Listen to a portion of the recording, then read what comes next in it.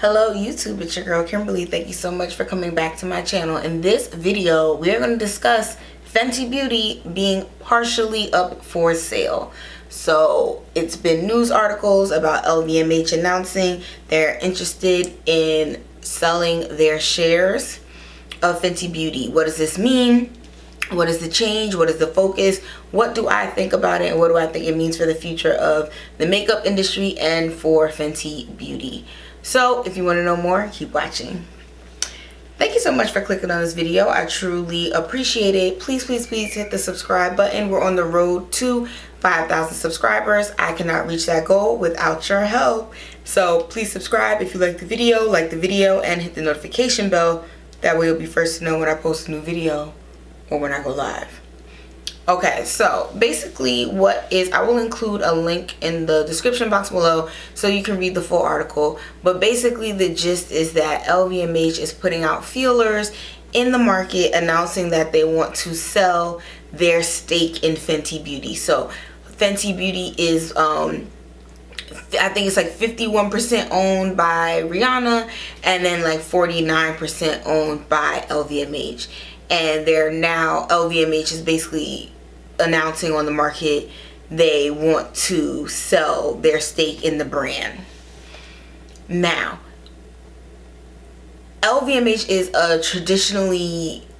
they started off with fashion houses and then have since expanded more to makeup houses, fragrance, hotel experience. They have all kinds of businesses in their portfolio, and this is something that you see very commonly happen in all industries. You have these major conglomerate kind of businesses, and then there's times when they're scaling up and they buy all these different brands and have them in their wheelhouse, and then there's other times where they're like fire sales, selling everything off, and they only want to keep certain brands in their portfolio.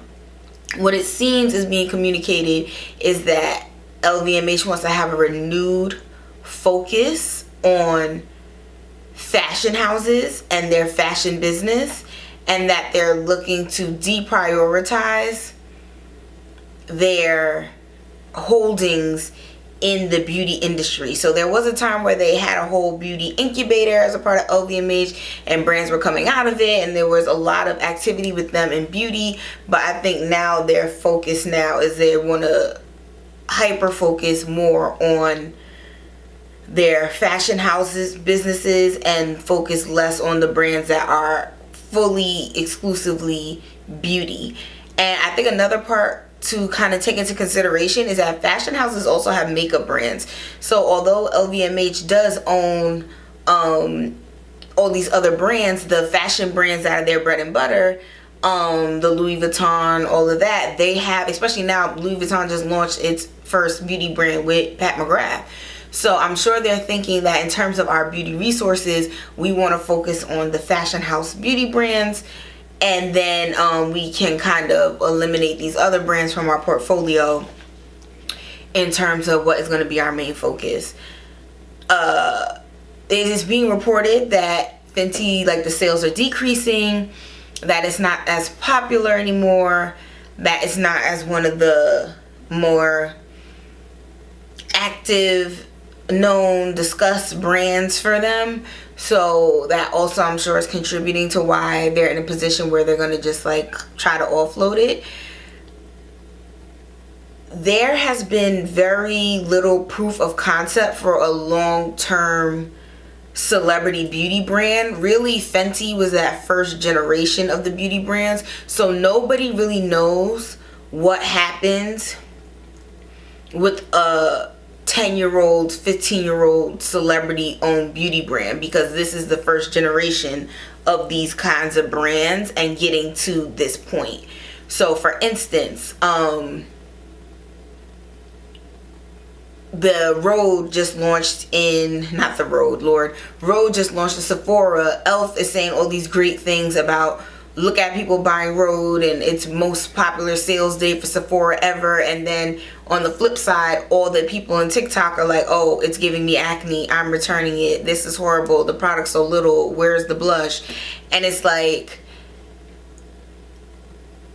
how how long can a brand sustain like that? And I think we're seeing with Fenty Beauty is that, one, Rihanna clearly has taken a step back. There used to be a time where you would constantly see her using her own personal platforms and channels and posting and talking about things that concerned Fenty Beauty, new makeup, new products, new techniques, what she's doing differently, and she would constantly be having posts about it on her page and platform. Now it seems like it always felt like, okay, Fenty Beauty was what she really liked in the passion project. Fenty Skin was kind of just a byproduct, and that Savage Fenty was an afterthought. And when Fenty Hair came, I was like, I don't even know why this is coming out, because clearly we're looking at a wig being washed in the promo picture. But you know what, wigs need shampoo too, so it's hard to, and especially because she doesn't make music anymore, she's not really acting, she's more in this part of her life where she's focused on, you know, doing her own thing, like the family thing, and there's nothing wrong with that. But if the whole brand is predicated on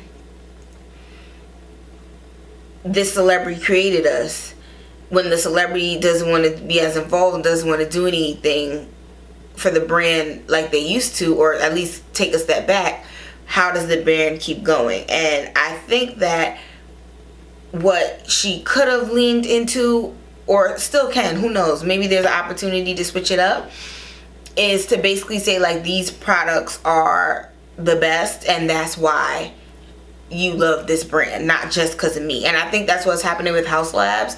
Like, House Labs is all in on the tricyclone arnica of it all, and they're just like, our products have the science and the chemicals that make it the best, and Lady Gaga owns it. Like, it's not the first, like, we have the performance, we have the colors, we have the opportunity to create the looks that you want, and it's celebrity owned, and that's like an after effect. And I think that that's really a key part for all these brands. Same thing with Rare.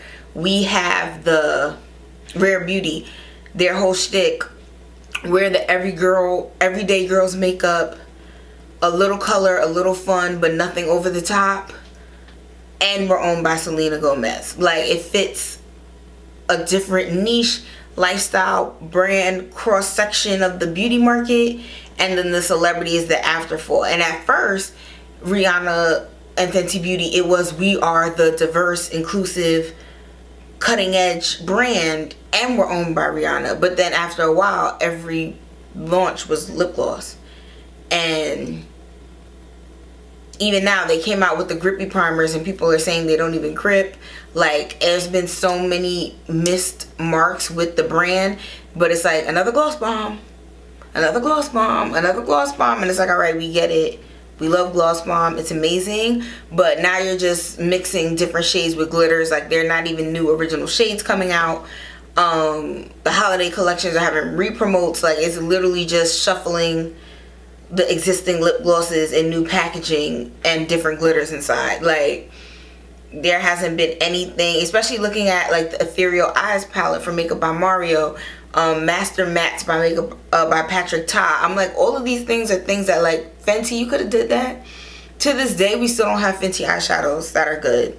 The Snap Shadows were bad. The Sunstalker palette that was like half eyeshadows, half bronzers, that wasn't that good. Like, we still don't have a true set of good eyeshadows from Fenty. Like, it's not a full brand. It's almost like it was kind of forgotten about. Like, it's just in this weird purgatory of, like, they're still coming out with products, but they're not on trend, they're not leading the way, especially in terms of inclusivity. Like, all of these newer products that came out, now the whole wave is the matte lip, not matte, the neutral colored lip kits. Like, they already have the liners, they already have the lip gloss products. Like, that could have been a whole campaign to talk about, like, this liner with this lip product get you this neutral look or whatever, and then put a gloss bomb on top. They're not even doing that kind of marketing, sharing that kind of information. It's just, it seems like it's kind of dead in the water over there, because maybe, I guess, once they knew the sale was going to come, it was like, let's invest less in it. But I'm also just like, okay, so maybe that's what LVMH is thinking. But I feel like the Fenty side, especially with Rihanna's ownership, you should be like, oh no, we're definitely thinking about what's next, what's new, what's better, what's bigger, and how we're going to elevate the brand, because we're still going forward regardless if you are going to be here or not as a partner. And I just don't see that kind of drive and excitement, especially when you look at how like Danessa Myricks talks about her brand, how the owner of LYS, I think her name is Tasha, the way she talks about her brand, the lip bar owner, absolutely, I'm locked in with her on social media. Love how she's kind of constantly reframing, talking about the market. Even when they come out with stuff that's late to market, like their lip balm is kind of after the fact when all the other lip balm hype has died, but they're like, but this is why we did it, and we were studying, and here's the iteration, here's all the samples we were trying when we were trying to come out with it when it was hot, and we had to make changes, so that's why now it's delayed.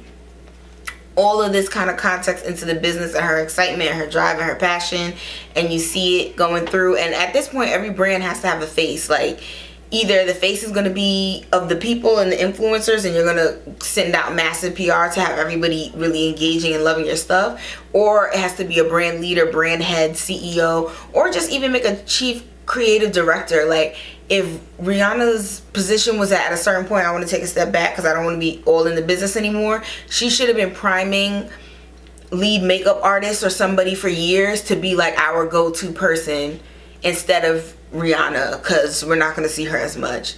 And they just never did that. They never set that up. So we'll see what happens in the future. I think there's a lot of people who, for certain shades of products, that's the only brand you can buy depending on where you go.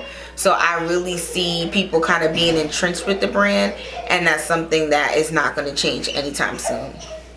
So like I was saying, I think people are so entrenched with like my only especially for people who have really pale skin and really deep skin, like the only contour I can use. I've seen so many creators talk about that light gray contour that Fenty has, and that's the only one that works for their really pale skin. Similarly, for people with darker and deep skin tones, that the only bronzer I can use is a matchstick, is Thick Mint, is Mocha Mami. Like, there's so many products that people can't find the need or can't find something to fill it in other places, that they keep coming back to Fenty. But is that enough to keep the doors open and the lights on, is my question. I know, especially for her complexion, the sticks and the drops have kind of been entrenched with people. But in terms of all of the other foundations that she has, like the matte one, to this day people are just like, okay, it's old technology, fix it, do it over. Like, we don't want that anymore. So we'll see what happens. I'm definitely going to keep my eye on it, because one, that is a huge stake and a huge amount of money for someone to spend to buy something, and I don't know if they'll be able to find like one big conglomerate who's going to be able to pay for all of that. So I'll absolutely be keeping my eye on it to see what happens. But I would love to know your thoughts in the comment section below.